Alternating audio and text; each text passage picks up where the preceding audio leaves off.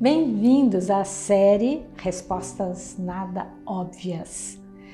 Nosso intuito é trazer a você essa postura de Bert Hellinger, um terapeuta alemão que, com a sua forma de abordar as relações humanas, nos deixou como legado uma postura transformadora, que consegue lidar com as nossas dores e fazer com que a gente se transforme numa pessoa melhor. Então, para isso, nós estamos respondendo a sua pergunta e aqui, hoje, falaremos sobre como eu posso me envolver se morro de medo de ser traída como minha mãe foi. Esse é o que a gente chama de amor de fidelização. A vida não é segura, é a primeira coisa que você precisa saber. Nós precisamos ter confiança que tudo que vai surgir na nossa vida, nós temos condição de lidar com isso. E jamais podemos pautar a nossa história e pela dor do outro. Cada um tem um caminho de evolução, cada um de nós tem a sua trilha de desenvolvimento a percorrer.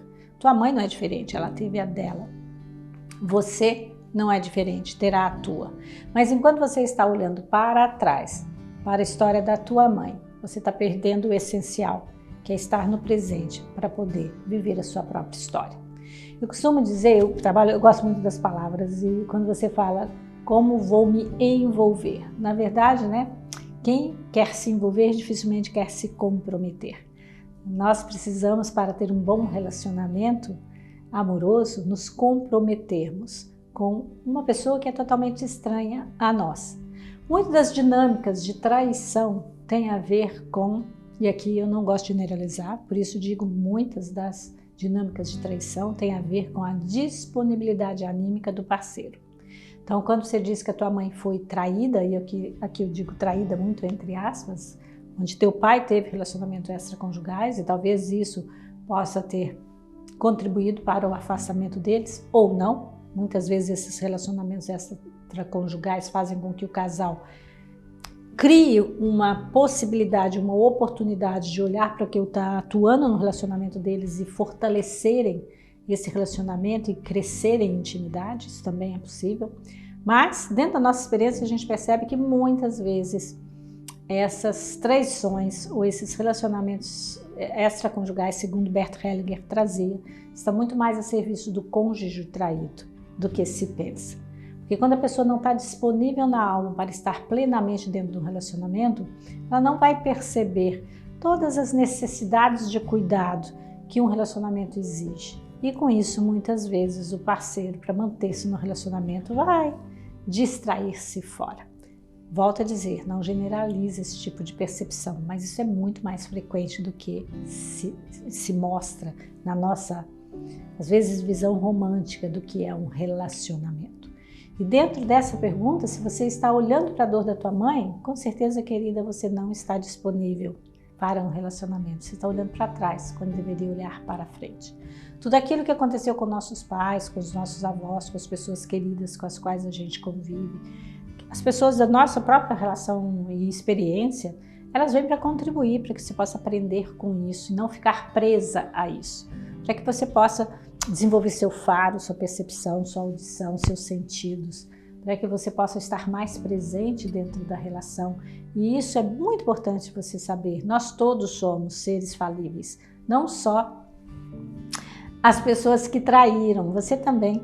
Eu me lembro de uma cliente muito interessante, ela dizia que julgava muito as pessoas que traíam, os homens que traíam suas esposas, as esposas que porventura pensavam em trair os seus esposos. Ela tinha uma postura muito rígida, muito determinante em relação a isso, até que um dia ela viajou a trabalho e se envolveu com uma pessoa de forma totalmente inesperada. Apaixonou-se por essa pessoa.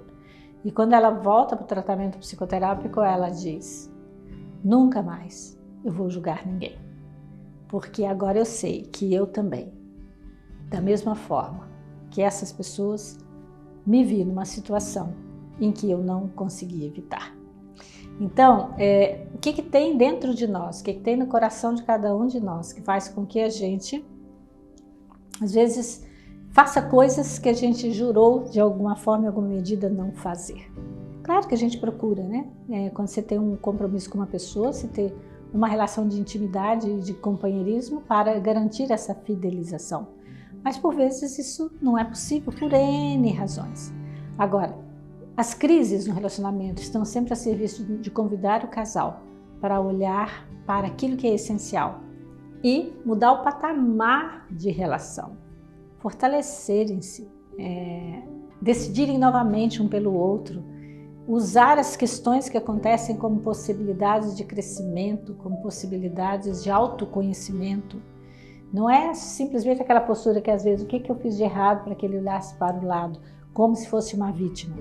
Mas não, essa postura de reconhecimento, sim, eu tenho minha parcela de responsabilidade nisso, o que é meu eu vou cuidar. E deixo com outra parcela de responsabilidade dele, isso ele vai cuidar. E aí nós temos condição de decidirmos o que faremos a partir de agora. Mas muitas vezes os relacionamentos acabam na primeira traição, porque o cônjuge traído muitas vezes está fidelizado aos valores do seu sistema familiar de origem, às dores da mãe, como você mesma disse, ou às dores do pai, e aí você fica nesse lugar de fidelização, não percebendo que você já tem recursos diferentes para lidar com esse tipo de situação e outras situações talvez mais graves que possam acontecer no seu caminho de evolução enquanto pessoa e enquanto casal. Então fiquem bem atentos, né?